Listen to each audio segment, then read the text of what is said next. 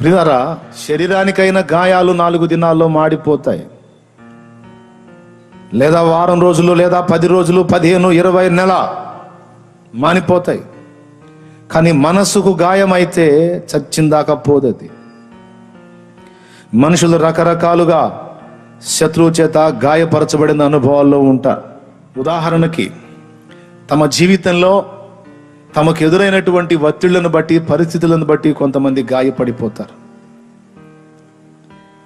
అవమానాలు, తమకు ఎదురైన అవమానాలను బట్టి కొంతమంది గాయపడిపోతారు. కొంతమంది తాము కోల్పోయిన వ్యక్తుల్ని బట్టి గాయపడి ఉంటారు. కొంతమంది తాము పొందిన నిందను బట్టి గాయపడతారు.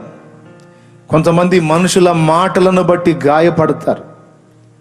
ముఖ్యంగా అన్యుల్ని కాస్త పక్కన పెడితే విశ్వాసుల విషయంలోకి వచ్చేటప్పటికి ఇక్కడ మనం చూస్తున్నాం, వీడు యెరూషలేము నుండి ఎరికోకు దిగుతున్నాడు. యెరూషలేము అంటే ఒక ఉన్నతమైన మెట్టు.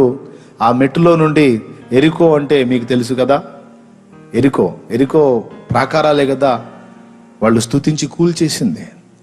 అన్యజనులు నివసించు స్థలం ఎరికో. ఆ ఎరికోకి దిగి వెళ్తున్నాడు అంటే ఒక ఉన్నతమైన అంతస్తు నుండి దిగిపోతున్నాడు. ఎందుకు దిగిపోతున్నాడో, కారణం ఏంటో తెలియదు.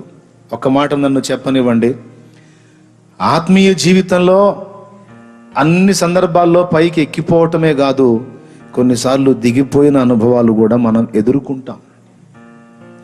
మనమే కాదు, మన సాటి తోటి సహోదరులు కూడా ఎదుర్కొనే అవకాశం ఉంది, దిగిపోయిన అనుభవాలు. మనకి ఆత్మీయ జీవితంలో 2 ఉన్నాయి, మర్చిపోవద్దు. పౌర్ణమి ఉన్నది, అమావాస్య ఉన్నది. Praise the lord. ఆత్మీయ జీవితంలో పౌర్ణమి ఉన్నది, అమావాస్య కూడా ఉన్నది. పౌర్ణమిలో పూర్ణ చంద్రబింబం నిండు ప్రకాశం కనపడుతుంటది. అమావాస్యలో అంధకారం గమ్మేస్తుంది, చీకటంతా. ప్రసంగిలో అంటాడు, ఒకడు జీవించిన జీవిత కాలంలో చీకటి గల దినములు అనేకములు వచ్చును అని. ఎప్పుడైనా ఆ మాట గురించి ఆలోచించారా?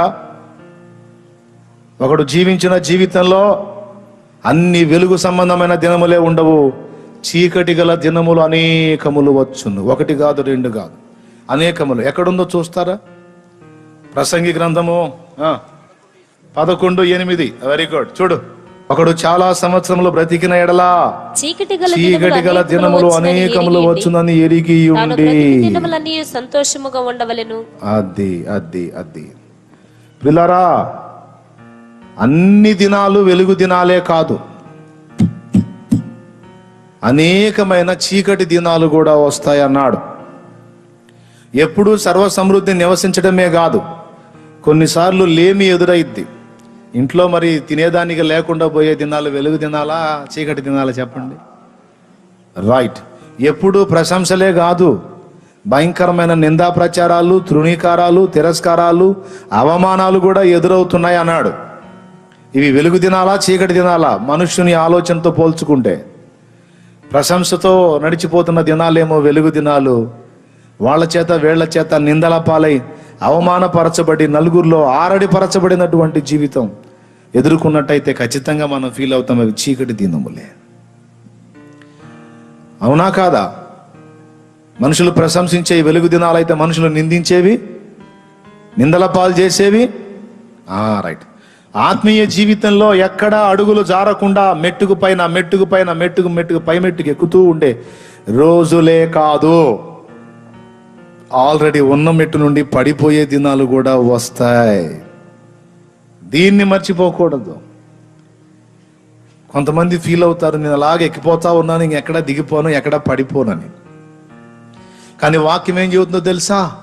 నీ ఆత్మీయ యాత్రలో కూడా అన్ని మెట్లు ఎక్కేయే కాదు బాబు, నువ్వు కింద పడే రోజులు కూడా ఉంటాయి. అన్ని వేళలా పరిపూర్ణమైన పరిశుద్ధత కలిగి, పరిపూర్ణముగా నీతి న్యాయములు జరిగించేటువంటి పరిస్థితుల్లో ఉన్నానని నువ్వు అనుకుంటున్నావేమో, నువ్వు కూడా నీతి మాలిన క్రియ చేసే పరిస్థితి, న్యాయం తప్పి అడుగులేసిన పరిస్థితి, అపవిత్రతకు సంబంధించిన ఆలోచనలకు దిగి వెళ్లే పరిస్థితి ఖచ్చితంగా ఫేస్ చేస్తావు, ఎదురవుతాయి. చీకటి గల దినములు అనేకములు వచ్చును అని ముందే చెప్పేశాడు. నేను విజయ పథంలో అలాగూ సాగిపోతానే ఉంటాను, ఇంకెక్కడ కింద పడను అని ఫీల్ కావద్దు. తప్పకుండా నీ ఆత్మీయ యాత్రలో భంగపాట్లు కూడా ఎదురవుతాయనే మాట ఇక్కడ ఒక వార్నింగ్ లాగా రిలీజ్ చేశాడు. అన్న, నా ఆత్మీయ జీవిత ఆరంభం నుండి ఇప్పటి వరకు ఒక్కసారి కూడా చీకటి గల దినము నేను చూడలేదు, అంతా విజయ పదంలోనే సాగిపోతున్నాను, ఒక్క పొరపాటు కూడా నా నుండి జరగలేదు అన్నోళ్ళు ఒక్కసారి చెయ్యి ఎత్తితే మీకు నమస్కారం చేసుకుంటా. ఇంతమంది ఉన్నారు, ఒక్కరు కూడా చెయ్యి ఎత్తలేదు. రైట్ అన్న, ఆత్మీయ యాత్ర మొదలుపెట్టిన దగ్గర నుండి ఇప్పటిదాకా నా జీవితంలో ఎన్నోసార్లు దేవునికి దుఃఖం కలిగించిన అనుభవాలు ఉన్నాయి అన్నోళ్ళు చేయొత్తండి. అమ్మ బాబోయ్, అన్ని చేతులు లేచినాయి. నా చేతులు అయితే 2 చేతులు లేచినాయి. చాలా విషయాల్లో నమ్మకంగా ఉండమని యేసయ్య పిలిచాడు, కానీ కొన్ని విషయాల్లో నేను సైతం నమ్మకంగా ఉండలేకపోతున్నా. నమ్మకంగా ఉండటానికి పోరాడుతున్నాను. కొన్నిసార్లు నేను గెలుస్తున్నాను, కొన్నిసార్లు శత్రువు గెలుస్తున్నాడు. వాడు కూడా గెలిచేవాడు కాదు, కానీ వాడికి సపోర్ట్ చేసే వస్తువు ఒకటి నా దగ్గర ఉన్నందున అప్పుడప్పుడు వాడు గెలుస్తున్నాడు. దుష్మన్ గాడు, బద్మాష్ గాడు. ఆ దుష్మన్ బద్మాష్ ఎట్లా గెలుస్తున్నాడో తెలుసా? వాడికి సపోర్ట్ చేసే గూఢచారిగాడు ఒకడు నా దగ్గరే ఉన్నాడు. వాడి వల్ల అప్పుడప్పుడు నేను ఓటమి పాలవుతున్నా. వాడి పేరేంటి? వాడి పేరు సాతానా. వాడి పేరు శరీరం గాడు. ఎవడాడు? శరీరం. అందరూ చెప్పండి, పెద్దగా చెప్పండి. ఎవడాడు? అది మహిమ శరీరం గారు వస్తే మనకి ఇబ్బంది లేదు, కానీ ఈ మట్టి శరీరం గాడు ఉన్నాడు కదా, వీడు దేవునికి సపోర్ట్ చేయడు, వీడు దుష్మన్, వీడు బద్మాష్ అనమాట. ఈ మట్టి శరీరం గాడు ఎప్పుడు ఆ దయ్యానికే సపోర్ట్ చేయడానికి ఎప్పుడు ఉవ్విళ్ళు ఊరుతూ ఉంటాడు. అందుకని అప్పుడప్పుడు వీడు మనలో పని చేసినందున, వీడు మనకి వ్యతిరేకంగా సాతానుకు సపోర్ట్ చేసినందున, ఈ దుష్మన్ గాడి వల్ల, ఈ బద్మాషి గాడి వల్ల మనం అప్పుడప్పుడు కింద పడే పరిస్థితి, శత్రువు గెలిచే పరిస్థితి ఎదురవుతుంది. ఎంతమందికి అర్థమవుతుందో? అప్పుడు వాడు మనల్ని కింద పడేయటమే కాకుండా గాయాలు చేస్తున్నాడు. ఆ గాయాలు ఎంత భయంకరమైన గాయాలంటే, నీ విశ్వాసాన్ని, నీ భక్తిని, నీలో ఉన్న పట్టుదలని, నీలో ఉన్న తీక్షణమైన దైవాగ్నిని చప్పగా చల్లార్చేంత గాయాలు. పడటం ఒక ఎత్తు అయితే, పడ్డ తర్వాత వాడు చేసేటువంటి గాయాలు ఏంటో తెలుసా? నువ్వు ఇలాగూ పడితివి గనక ఇక నువ్వు అన్ఫిట్. నిన్ను ఒప్పుకోడు, నువ్వు ఒక వేషధారివి, నువ్వు ఒక నటుడివి, నువ్వు ఒక నటన పరురాలివి, నువ్వు అలాగా, నువ్వు ఇలాగా, నువ్వు ఇంత తేడా, నువ్వు అంత తేడా. ఏ ముఖం పెట్టుకొని మళ్ళా దేవుని ముందుకెళ్తున్నావు? సిగ్గు లేదా? ఏ ముఖం పెట్టుకొని దేవుని సన్నిధికి వెళ్తున్నావు? సిగ్గు లేదా? ఆయన పరిశుద్ధుడు, నువ్వు ఘోర పాపివి, నీచమైన పని చేయడానికి పూనుకున్నావు, దిగజారిపోయావు, ఇంత నీచుడివి, ఇంత నీచురాలివి, నువ్వు ఇంత తేడా, అంత తేడా అని వాడిగా గాయపరుస్తాడు. ఆ గాయాల్లో గుండా జీవరక్తం అంతా, నీలో ఉన్న జీవరక్తం అంతా, ఆత్మ సంబంధమైన రక్తం అంతా ఒలికించడానికి వాడు గాయములు చేస్తాడు ఈ మాటలతో. దీని కొరకు మనుషుల్ని కూడా వాడుకుంటాడు వాడు. కొంతమంది మనుషుల్ని కూడా వాడతాడు ఈ గాయాలు చేయటానికి. ఆ గాయాలకు, ఆ దెబ్బకు మనం కానీ చిక్కి లోబడ్డామంటే ఇక కొర ప్రాణంతో పడిపోవటం తప్ప వేరే మార్గం ఉండదు. దేవునికి స్తోత్రం చెప్తారా? హల్లెలూయా చెప్తారా గట్టిగా? ప్రియులారా, దైనందిన జీవితంలో మరియు ఆత్మీయ జీవితంలో దిగిపోయిన అనుభవాలు ఉంటాయి, చీకటి గల దినాలు ఉంటాయి, వెలుగుతో వెళ్ళిన దినాలు కూడా ఉంటాయి. అయితే దేవుని వాక్యం ఒక విచిత్రమైన మర్మం చెప్పింది. పౌర్ణమి నాడు కొమ్ము ఊదుడి అనలా. ఎప్పుడు ఊదమన్నాడు కొమ్ము? అబ్బాబాబా, అమావాస్య నాడు కొమ్ము ఊదుడి. ఒక్కసారి ఆ వచనం ఎక్కడుందో తీస్తారా మీకు దమ్ముంటే? కీర్తనలు 81వ అధ్యాయం. అమావాస్య నాడు కొమ్ము ఊదుడి, మనము పండగ ఆచరించు దినమగు పున్నమ నాడు కొమ్ము ఊదుడి. దేవునికి మహిమ కలుగును గాక. ఫస్ట్ ఎక్కడ ఓదమన్నాడు? ఎప్పుడు ఓదమన్నాడు? పున్నమ నాడు ఓదమన్నాడా? అమావాస్య నాడు ఓదమన్నాడా? అన్న, మనకి అమావాస్యలు పౌర్ణాలు ఏందన్నా అంటే, మరి చంద్రబింబం ఉన్నప్పుడు చంద్రుడు పూర్ణంగా కనపడేది పౌర్ణమి, అంధకారంగా అమ్మేది అమావాస్య.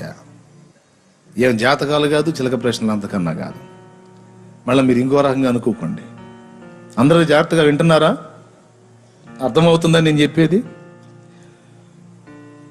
అమావాస్య నాడు కొమ్ము ఊదుడి అన్నాడు. అమావాస్య అంటే చీకటి, పున్నమి అంటే పౌర్ణమి, నిండు చందమామను చూడొచ్చు మనం, పూర్ణ ప్రకాశం. పూర్ణమైన వెలుగప్పుడు కొమ్ము ఊదటం లాజిక్, కానీ అంత చీకటి అంధకారం గమ్మినప్పుడు కొమ్ము ఊదుకోవటం ఏంది? అసలు ఇది ఎట్లా సమంజసం? వెలుగులో మనం నడిచినప్పుడు, వెలుగులో అంటే అన్ని సమృద్ధి కలిగి ఆనందించేటప్పుడు కొమ్ములు ఊదితే బాగుంటుంది, కానీ ఇంట్లో సరుకులన్నీ అయిపోయాక కొమ్ము ఊదుకుంటే వెరితనం కదా అది. ఆత్మీయ జీవితంలో మెట్టుకు మెట్టు పైకెక్కుతూ ఉన్నప్పుడు కొమ్ము ఊదితే బ్రహ్మాండంగా బాగుంటది, కానీ ఆత్మీయ మెట్టు దిగజారిపోయేటప్పుడు కొమ్ములు ఊదటం ఏమిటి? ఎక్కే మెట్టేమో పౌర్ణమి, దిగిపోయే మెట్టేమో అమావాస్య. మరి కొమ్ము ఎప్పుడు ఊదమన్నాడా? అదేంది?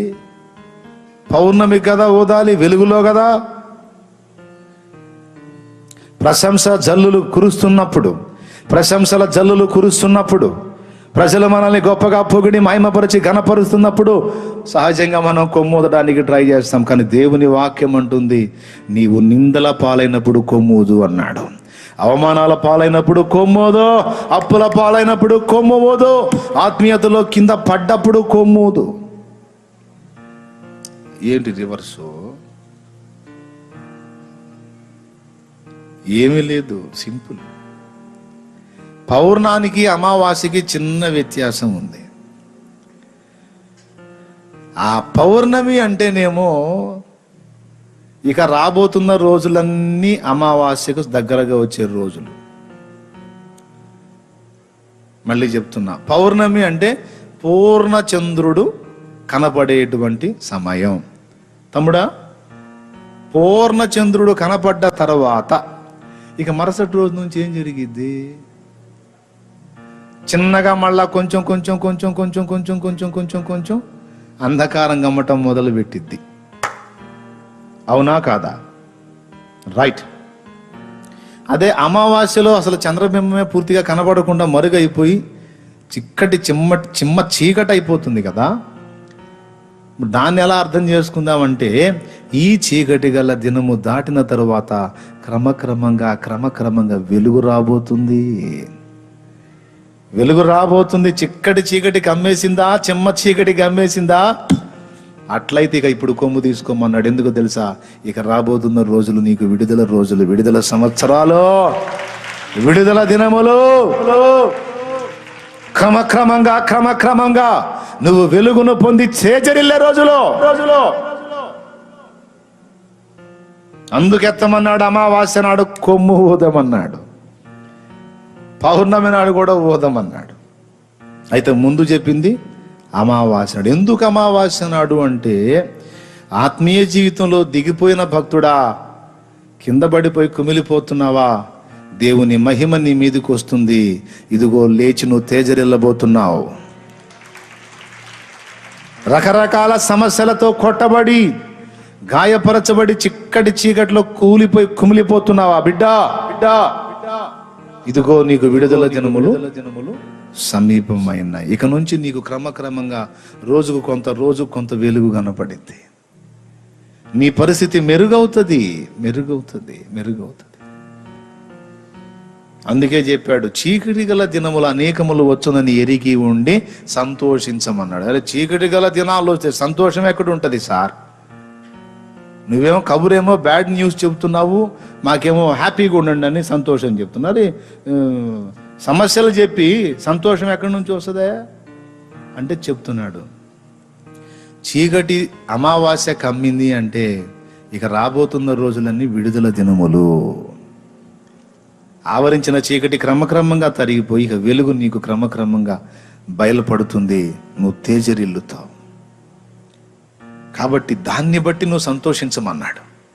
నేను చెప్తున్నాను, ఎదురయ్యే అవమానాలని సోపానాలుగా చేసుకొని, సోపానం అంటే మెట్టు, ఎదురయ్యే అవమానాలని మెట్లుగా చేసుకొని పైకి ఎక్కేవాడు యోధుడు. పైకి ఎక్కే మనిషి యోధురాల్లో. అవమానాలను దళంచుకొని చీకటి గల దినములను గుర్తు చేసుకొని కృంగి కుమిలిపోయే వాళ్ళు యోధులు కాదు, బలహీనులు, అధముల లెక్కలోకి వస్తారు. మనం అలా కాకూడదు. అందుకే మన మంచి సమరయుడు మనకు పాఠం నేర్పుతున్నాడు, మన గాయము గడుతున్నాడు. అర్థమవుతుందని నేను చెప్పింది? ఇప్పుడు ఎప్పుడు బోర వదాలి? మనం జయధ్వని ఎప్పుడు చేయాలి? ఎందుకు? పౌర్ణమి రాబోతుంది కనుక. పౌర్ణమి విషయంలో ఎందుకు జాగ్రత్తగా ఉండాలి? అమావాస్య రాబోతుంది కనుక. ఇప్పుడు డేంజర్ ఏది? పౌర్ణమి అప్పుడే మనం జాగ్రత్తగా ఉండాలి. అమావాస్య అప్పుడు ఇంకా రాబోతున్నది వెలుగే. కాబట్టి చెప్పింది తిరకాసుగా అనిపిస్తుంది, కానీ అందులో రీజన్ ఉంది. అందుకే యూదులు అమావాస్యను పండుగ దినంగా చేసేవాళ్ళు. తెలుసా? అమావాస్యను ఎందుకు పండుగ దినంగా చేశారు తెలుసా మీకు? అమావాస్య మనకేం పౌర్ణమి పండుగ, యూదులకి అమావాస్య పండుగ. ఎందుకయ్యా అమావాస్య పండుగ అంటే ఇక రాబోతున్నంత వెలిగే కాబట్టి. రాబోతున్నంత నమ్మితే ఒకసారి చప్పట్లు కొట్టి దేవుని మహింపరచు. ఇప్పటిదాకా పడ్డావు, రకరకాల బాధలు పడ్డావు, అవమానాలు పడ్డావు, సమస్యలు ఎదుర్కొన్నావు, శోధనలు ఎదుర్కొన్నావు, నిందల పాలయ్యావు, కొన్ని కోల్పోయావు, ఎన్నో విధాల నలిగిపోయావు. ఆ త్రోవలో పడిపోయినటువంటి వాడు, వస్త్రహీనతలో గాయాలమయమై రక్తాలుడేసే విధంగా వాడు పడిపోయినట్టుగా ఈరోజు నీ జీవితం ఉంది. తెలుసు యేసయ్యకి. అయితే ఆయన నీ దగ్గరకు వచ్చి ఆయన మాట్లాడుతున్న మాట ఏమిటంటే, ఇదిగో నేను నీ గాయాలు కడతాను. నూనె అభిషేకం, ద్రాక్షారసము నా రక్తము. రొట్టె ద్రాక్షరసము యేసు శరీర రక్తములో. నేను నీ గాయాలు కట్టడానికి నా అభిషేకాన్ని, నా రక్తాన్ని ఉపయోగిస్తాను. గమనించండి, గాయమును కట్టడానికి నాడు నూనెను ద్రాక్షరసమును వాడాడు. ఈరోజు మన ఆత్మీయ గాయాలు కట్టడానికి, గాయాలు చేసేది సైతాను. వినాలి, గాయాలు చేసేది సైతాను. వాడికి సహకరించేది ఈ శరీరంగాడు. ఎవడీడు? ఈ శరీరంగాడు. ఈ శరీరంగాడు వాడికి సపోర్ట్ చేస్తే, వాడు ఈయన ఉపయోగించుకొని బుద్ధిహీనమైన క్రియలు చేస్తే ఆత్మకు గాయాలవుతాయి. దేనికి గాయాలవుతాయమ్మా? ఆత్మ గాయాలవుతాయి. ఆ గాయాలు కట్టడానికి దేవుడు వాడిన పదార్థాలు రెండు. ఒకటి ద్రాక్షరసము, రెండు నూనె. ఏం చెప్తున్నాడో తెలుసా ఆయన మాట? సాతానును జయించేటువంటి రహస్యాలు రెండు చెప్పబడతాయి ఇక్కడ. ప్రకటన గ్రంథంలో వారు తామిచ్చిన సాక్ష్యమును బట్టి, గొర్రెపిల్ల రక్తమును బట్టి వానిని జయించిరి అని. దేవునికి మహిమ. హల్లెలూయా. తామిచ్చిన సాక్ష్యమును బట్టి, దేవుని వాక్యమును బట్టి, గొర్రెపిల్ల రక్తమును. ఒక్కసారి చూసుకోండి, ప్రకటన గ్రంథం కూడా చూద్దాం. 12వ అధ్యాయము 11వ వచనము. వారు గొర్రెపిల్ల రక్తమును బట్టి, తామిచ్చిన సాక్ష్యమును బట్టి వానిని జయించి ఉన్నారు. చాలు, వారిని జయించి ఉన్నారు. రెండు మాటలు చెప్పాడు ఇక్కడ. గొర్రెపిల్ల రక్తం నంబర్ 1, రెండవది తామిచ్చిన సాక్ష్యం నంబర్ 2. ఇక్కడ వాని గాయాలు కట్టడానికి వాడబడిన పదార్థాలు రెండు. ఒకటి నూనె, రెండు ద్రాక్షరసం.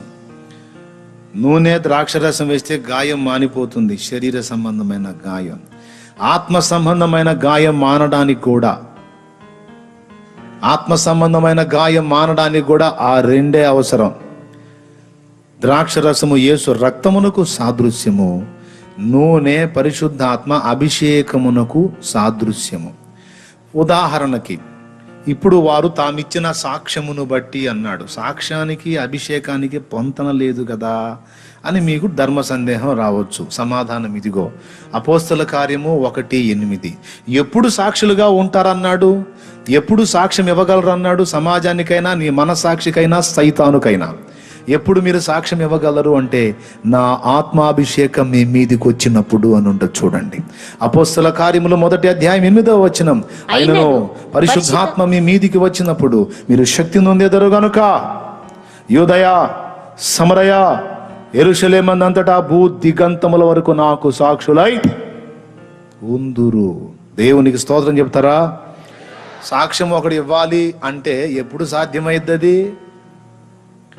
సైతానుగాడు నీ చేత తప్పులు చేపించి నిన్ను దిగజార్చి బలహీనపరిచి వాడు నిన్ను గాయపరిచి ఆ గాయాలు రేపుతా ఉంటాడు. ఏమనో తెలుసా? నువ్వు పనికిరావు, నువ్వు మంచోడివి కాదు, మంచిదానివి కాదు, నీ పనులు బాగలేవు, నీవు తగవు, నీకు ఇంతే, నువ్వు ఏది చేసినా వెనక్కి వెళ్ళటమే, దరిద్రమే, శాపమే, వేదనే. ఎందుకంటే నువ్వు మంచోడివి కాదు, నువ్వు మంచిదానివి కాదు, నీ బుద్ధి మంచిది కాదు, నీ ఆలోచనలు మంచివి కాదు, నీ క్రియలు మంచివి కాదు, నీ క్యారెక్టర్ కరెక్ట్ కాదు. అందుకే నువ్వు ఏదన్నా చెయ్యి, అది వెనక్కి వెళ్ళటమే, నీ బతుకంతా ఇంతే. గాయాలు చేస్తాడు, వాడే రేపుతాడు. ఇలా మాట్లాడేవాడికి మనమే సాక్ష్యం ఇవ్వవలసి ఉన్నది. ముందు సమాజానికి, సంఘానికి, తర్వాత ముందు మనం అర్జెంటుగా సాక్ష్యం ఇవ్వాల్సింది ఆ దెయ్యంగాడికి. ఎవరికి? ఆ సైతానుగాడికి. దీనికి సపోర్ట్ చేస్తూ మనకి ప్రాణపదం లాంటి ప్రాణప్రదమైన ఒక వచనం ప్రసంగిలోనే దేవుడు పెట్టాడు.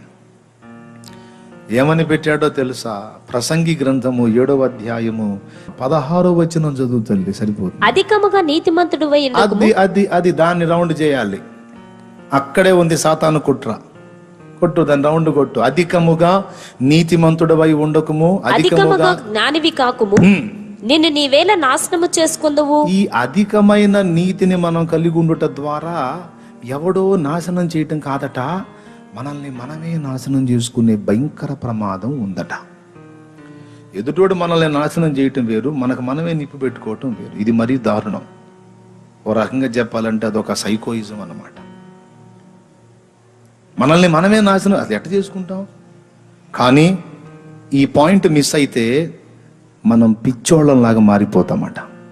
ఎంత పిచ్చోళ్ళంలాగా మారిపోతామంటే మనల్ని మనమే నాశనం చేసుకునేంత. ఎవడు నాశనం చేయాల్సిన అవసరంలా. ఏ పాయింట్ దగ్గర అంటే అధికమైన నీతిని మనం ప్రదర్శించడానికి పూనుకొనుట. అదేందన్నా, నీతిమంతులు ఎలా ఉంటారు, నీతిమంతులు అలా ఉంటారు, నీతిమంతులు ఇంత, నీతిమంతులు అంత, నీతిమంతుల వేరు కదలదు, నీతిమంతుల ఇల్లు వర్ధిల్లుతుంది అని నీతిని గూర్చి ఈయనే సామెతల్లో తెగ చెప్పాడు కన్నా. పెద్ద వయసు వచ్చి ఉంటుంది కదా, దిమాగ్ ఖరాబ్ అయి ఉంటుంది, మళ్ళీ మాట మార్చి పడేశాడు. నీతిమంతుడు అట్లా, నీతిమంతుడు ఇట్లా అని మీరు చూడండి. సామెతల గ్రంథం మొత్తం నీతిమంతులు భక్తిహీనుల మీదే ప్రయాణం చేసిద్ది. చదవాలి బైబిల్ జాగ్రత్తగా. నీతిమంతులు భక్తిహీనుల మీదే ప్రయాణం చేసిద్ది సామెతలు మొత్తం కూడా.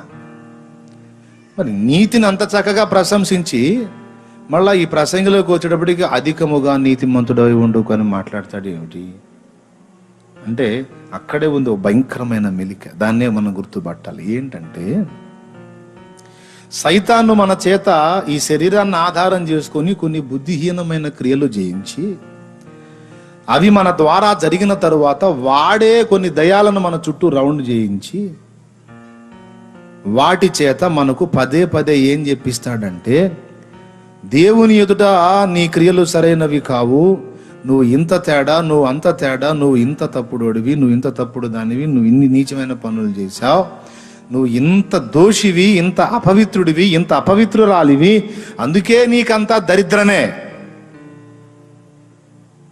అందుకే నువ్వు ఏది చేసినా విజయం పొందజాలవు. ఎందుకంటే దేవుడు నీ వైపు నుండి ముఖం తిప్పేసుకున్నాడు.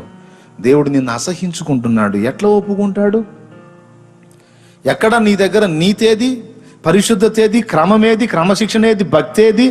అంతా నీచమేగా అని ఎవరైనా మనల్ని మాట్లాడుతున్నప్పుడు మనకి ఎట్లా ఉంటుందండి? ఒక్కసారి మీరు చెప్పండి, ఎట్లా ఉంటుంది? చివరికి మనం ఫిక్స్ అవుతామా లేదా? నిజమే, మనం ఎరగంది కాదు, ఎరిగిందే కాబట్టి ఫిక్స్ అయిపోతాం. ఏమని అంటే నిజమే, నిజమే, నేను అంతే ఉన్నాను. అవునా? ఇక నువ్వు అంతే, నిజమే, ఇది కరెక్టే, నిజమే, నా బ్రతికి ఇంతే, నేను ఇంతే అని మనకు వినబడుతున్న స్వరాలకు లోబడిపోయి మనం దాన్నే పట్టేసుకున్నాం అనుకో, చివరికి మరి ఇంత దౌర్భాగ్యుడివి, ఇంత నీతిమాలిన వాడివి, ఇంత నీచుడివి, ఇంత అపవిత్రుడివి, ఇంత అపవిత్రురాలివి, ఇంత ఓటమిలో నీ బతుకంతా తెల్లార్చుకుంటున్న వ్యక్తి నువ్వు బతకటం అవసరం అంటావా అనే మాట వాడు కూడా అంటాడు. వాడే అంటాడు, అది కూడా అంటాడు. అప్పుడేం జరిగిందో తెలుసా? యూదా చేసిన పని చేస్తాడు మనిషి. ఏం చేస్తాడు? యూదా చేసిన పని చేస్తాడు. యూదా ఏం చేశాడండి? మీకు ఇంట్రెస్ట్ ఉంటే ప్యాషన్ ఆఫ్ ద క్రైస్ట్ అనే మూవీలో ఒక సన్నివేశం ఉంటుంది. అది ఆత్మీయులైన వాళ్ళందరూ దయచేసి ఒక్కసారి చూడండి, గుర్తుపెట్టుకోండి. ఆ సన్నివేశాన్ని చూడండి. వాడు శరీరాన్ని ఆధారం చేసుకొని మనల్ని మలినపరిచి వాడే మళ్ళా గాయాలు చేసిన వాడే రేపటం మొదలు పెడతాడు. దానికి మంచి తార్కాణం మనకి ప్రసంగి గ్రంథం 7:16లోని వచనానికి అద్భుత నిర్వచనం. యూదా ఇస్కరియోతు అతను గురించి ప్యాషన్ ఆఫ్ ద క్రైస్ట్ అనేటువంటి మూవీలో ఒక అద్భుత సన్నివేశాన్ని చిత్రీకరించారు. నాకు భలే అనిపించింది అది. యూదా ప్రభువుని 30 వెండి నాణ్యాలకు అమ్ముతాడు. అమ్మిన తరువాత వాని పాపం ఏంటో వానికి అర్థమైంది. వాడు తప్పు చేశాడు, ధనాపేక్షతో చేయని, లేకపోతే యేసయ్య వరుసగా వాడి ఆశల మీద నీళ్లు పోస్తూ రాని ఈ ఉద్దేశం ఏదన్నా కానీ, మొత్తానికి వాడు ఒక బుద్ధిహీనమైన పని చేశాడు. నిరపరాధిని, ఒక నీతిమంతుని రక్తమును వెలక అమ్మాడు. సాక్షాత్తు యేసయ్య రక్తాన్ని, అంటే యేసుని హత్య చేయడానికి, దుర్మార్గం చేయడానికి శత్రువులకు అమ్మాడు. అమ్మి ఆ సొమ్ము తెచ్చుకున్న తర్వాత వాడికి మనస్సాక్షి ఉంది కదా, ప్రతి ఒక్కడికి మనస్సాక్షి ఉంది కదా. వాడి చేత అమ్మించినటువంటి సాతాను ఎవడైతే ఉన్నాడో వాడు ప్రవేశించే కదా పోయి అమ్మి వచ్చింది. అవునా? సాతాను ప్రవేశించిన తర్వాతే కదా పోయి అమ్మి సొమ్ము తెచ్చుకుంది. అప్పటిదాకా లోపలుండి ఈ పని చేయించిన ఈ దెయ్యంగాడే తర్వాత బయటికి వచ్చి ఒక పక్కన యేసయ్య ప్రేమ గుర్తొస్తుంటుంది, యేసయ్య శ్రమ పొందటం గుర్తొస్తుంటుంది. నా కోసం ఇంత బలిదానం చేసి ఇంత త్యాగం చేస్తున్నాడు. మనకండి, మన సంగతి చెప్తున్నాను. ఒక పక్కన మన అతిక్రమాలు మనకు గుర్తొస్తూ ఉంటాయి, అవి వాడే గుర్తు చేస్తాడు శత్రువు. మూవీలో పిల్లల్ని పోల్చి చూపించాడు ఆలోచనలకి. ఓ పక్కన వాడి ఆలోచనలు, వాడి అపరాధాలు వాడిని తరుముతూ ఉంటే, మరో పక్కన యేసయ్య వాడి కళ్ళ ముందే శ్రమ పొందటం చూపిస్తాడు. ఒక బ్రిడ్జ్ లాంటిది ఉంటుంది, ఒక రోడ్ లాంటిది, దాని కింద దిగువలో ఇతను కూర్చొని ఉంటాడు. ఆ రోడ్డు మీద యేసయ్యని నడిపించుకుంటా సంకెళ్లతో బంధించి తీసుకెళ్తా ఉంటారు. ఒక దెబ్బ ఒకడు కొడతాడు, ఎగిరి ఆయన గొలుసులతో సహా కింద పడతాడు. కింద పడ్డప్పుడు ఆయన తన ఆలోచనల చేత అలా తరంబడతా ఉంటాడు.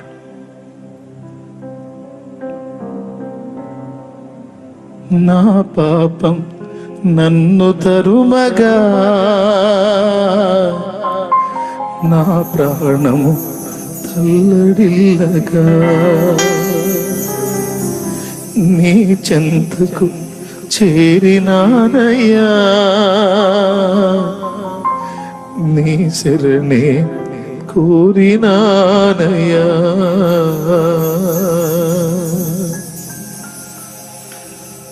ఇక తన ఏం ఆలోచించుకుంటాడంటే, ఇక నాకు క్షమాపణ లేదు, నాకు నిష్కృతి లేదు. ఈ ఆలోచనలన్నీ యూదాగా పుట్టించిన వాడు సైతానే పాపం చేయించింది వాడే. ఆలోచనలన్నీ రేకెత్తించి యూదాకి పిచ్చెక్కేటట్టు చేసి తన ప్రాణాన్ని తనే తీసుకున్నట్టు చేసింది సైతానే. ప్రియులారా, సాతాను రెండు చేస్తాడు. అవకాశం ఇస్తే మన చేత అతిక్రమం జరిగేటట్టు చేస్తాడు. దాని తర్వాత మనం చేసిన అతిక్రమాన్ని పదే పదే పదే పదే మన జ్ఞాపకాల్లోకి తెచ్చి మనల్ని చీల్చి చెండాడతాడు. Praise the lord. ఎప్పటికీ మర్చిపోకుండా గుర్తుపెట్టుకోండి ఈ విషయాన్ని, జీవితకాలం గుర్తుండాలి ఈ సంగతి. ఇప్పుడు మనం గుర్తు చేసుకోవాల్సింది, సాతానుకి మనం ఇవ్వవలసింది సాక్ష్యం ఒకటి ఉంది. నీ చేత అతిక్రమములు చేయించి వాడు నీ దగ్గరకు వచ్చి పదే పదే అవి గుర్తు చేసినప్పుడు నువ్వు ఇంత దుర్మార్గుడివి, ఇంత అవినీతిపరుడు, ఇంత అపవిత్రుడివి, ఇంత తేడా, నిన్ను ఎలా ఆమోదిస్తాడు దేవుడు అని సాతాను నిన్ను ప్రశ్నిస్తే నువ్వు చెప్పాల్సిన సమాధానం రెండు. మొట్టమొదటిది, నేను అపవిత్రుణ్ణి, నేను నీచుణ్ణి, నేను దుర్మార్గుణ్ణి, నేను అంత తేడా ఇంత తేడా అని ఈరోజు నువ్వు నాకు క్రొత్తగా చెప్పేది ఏముందిరా చప్రాసి మొహోడా? ఇప్పుడు నాకు నువ్వు కొత్తగా చెప్పేది ఏంది? ఆరంభము నుండి నేను పాపినే, బలహీనుడనే. ఈరోజు కూడా నేను నీతిమంతుడని నేనెక్కడ చెప్పాను నీకు? నా స్వక్రియల చేత, నా సొంత కార్యముల చేత నేను ఎప్పటికీ నీతిమంతుడనుగా. అయితే నన్ను నీతిమంతునిగా తీర్పు తీర్చిన వాడు దేవుడు. నా పాపమును క్షమించుటయే కాదు, నన్ను నీతిమంతునిగా తీర్చాడు. ఒక చిన్న పాయింట్ చెప్తాను. జైల్లో ఒకడు చేసిన నేరాలన్నీ రుజువైనందున వాస్తవంగా వాడికి శిక్ష పడాలి. అయితే అధికారి ఏమన్నాడో తెలుసా? జడ్జి గారు, ఇతడు ఇన్ని నేరాలు చేశాడు, కానీ ఒప్పుకున్నందున అతన్ని నేరాలన్నిటినీ కూడా క్షమిస్తూ అతనికి క్షమాపణ దయచేస్తున్నాను అని సంతకం పెడతాడు. అప్పుడు వానికి విడుదల వచ్చిద్దా రాదా? మరి సంతోషము? విడుదల వచ్చినప్పుడు సంతోషం కూడా వచ్చిద్దని మీరు ఫీల్ కాకండి, రాదు. ఎందుకు చెప్తున్నా? వాడు దోషిగా తీర్పు తీర్చబడ్డాడుగా. ఆ బోన్లో వాడు అపరాధాలన్నీ రుజువుపరచబడ్డాయి, దోషిగా తీర్పు తీర్చబడ్డా లేదా? కానీ ఒప్పుకున్నందున క్షమించి వదిలేస్తున్నాను అన్నాడు. ఇప్పుడు చట్ట ప్రకారం శిక్ష రాదు, కానీ మనుషుల దృష్టిలో వాడు ఎలా ఉంటాడండి? అమ్మో, ఇన్ని చేశాడంట, ఏదో మొహం ఒప్పుకున్నాడు కాబట్టి వదిలేశాడు, లేకపోతే వీడు చేసిన పనులకైతే వీడిని చంపాలి అసలు లెక్క అని అందరూ అనుకుంటారని వీడు ఎట్లా తల ఎత్తుకుంటాడా, తల దించుకుంటాడా? చెప్పండి. తల ఎత్తుకుంటాడా, తల దించుకుంటాడా? క్షమాభిక్ష వచ్చినా, క్షమాపణ పొందినా తల ఎత్తుకోడు, తల దించుకునే ఉంటాడు. కానీ వాక్యం ఏం చెప్పాడో తెలుసా? యేసయ్య ఏది చేసినా ఫుల్ఫిల్గా చేస్తాడు. క్షమాపణ ఇవ్వటమే కాదు, ఏం చేశాడో తెలుసా? నీతిమంతునిగా తీర్చాడు అని రాశాడు.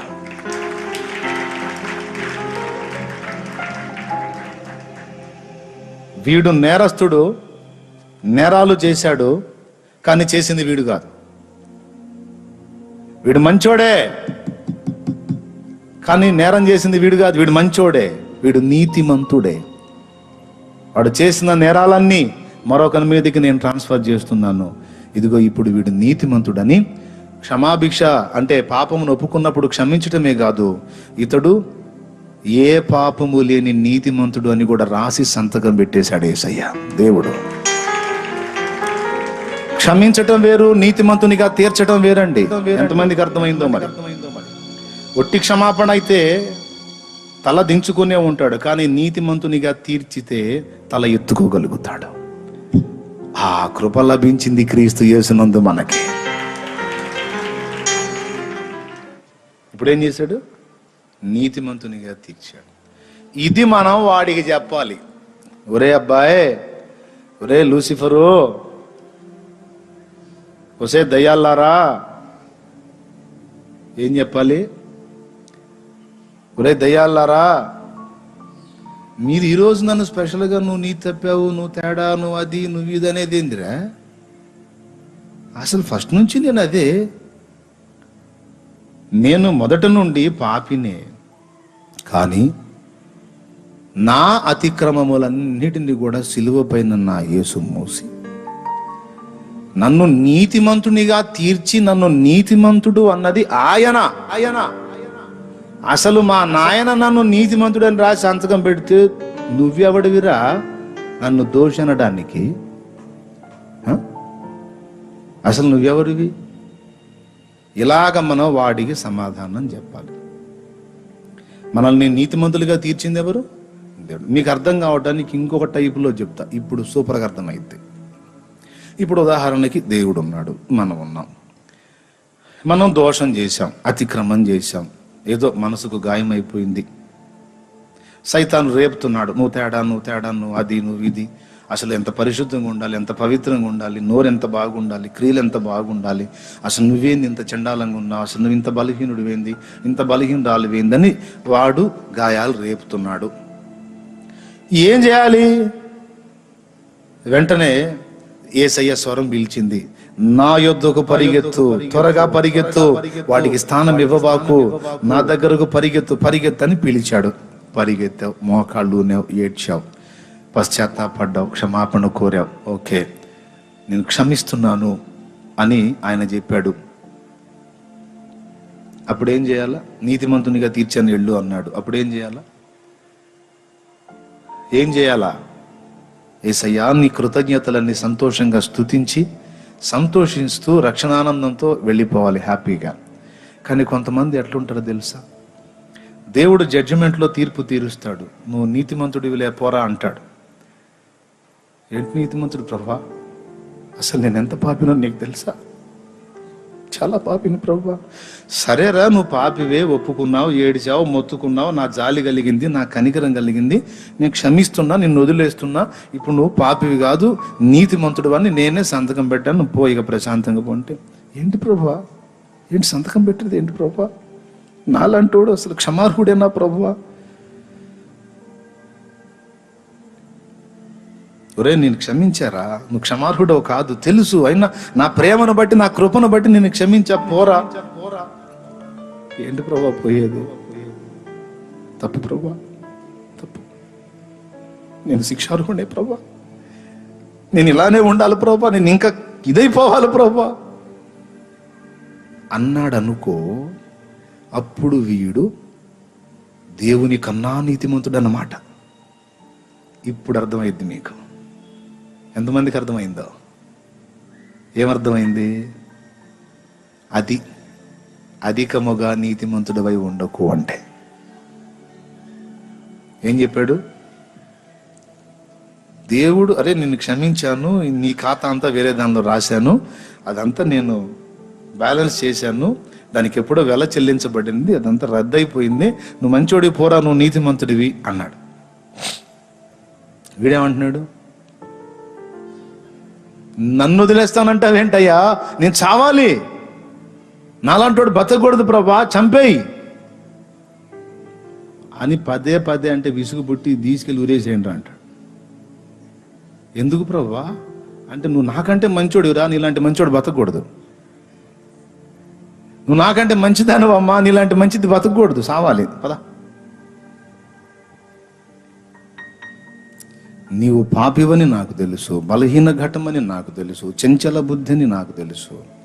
అన్నీ తెలిసే నీకెందుకు నేను ప్రాణం పెట్టాను? నా కృప, నా ప్రేమను బట్టి. ఈరోజు ఇలా ఉన్నావు అమావాస్య అనుభవంలో, నేను తెస్తాగా నిన్ను పౌర్ణమి అనుభవంలోకి. హల్లెలూయా,